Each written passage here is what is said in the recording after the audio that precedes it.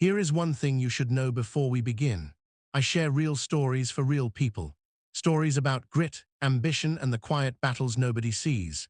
If you are building something, chasing something, or trying to become something, these stories are for you. And if you want to support the journey, check out GRIZZLYCollective1.com and use the code GRIZZ10 for a little boost along the way.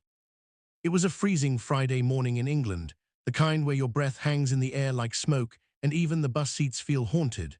Dan was sat there half asleep, hood up, hands stuffed in his pockets, when his mate Jay jumped on the bus looking like he'd slept through a hurricane. "You ready, lad?" Jay said, grinning like a man who just remembered how good life can be. Weekend adventure. No plans, no rules, just whatever happens. By 9:30, they ditched work, grabbed 2 meal deals and hit the motorway heading north. The plan was simple: follow the road until something interesting happens, and something always does. By the time they crossed into the Lake District, the sky had turned a bright icy blue, the mountains dusted with snow, and both of them buzzed with that Friday freedom feeling. Music blasting, windows down, cold air punching them in the face, proper British road trip energy.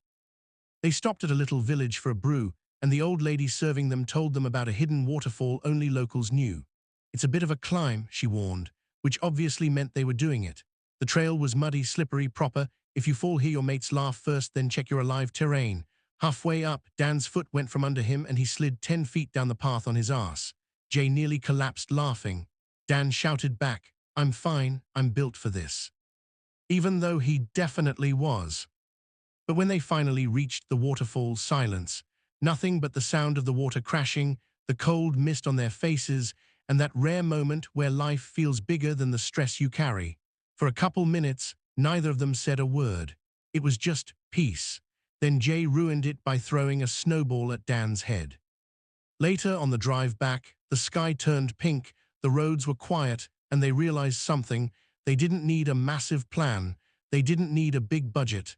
They didn't need to escape life. They just needed a day of choosing adventure instead of autopilot. And maybe that's the real lesson for every weekend warrior out there.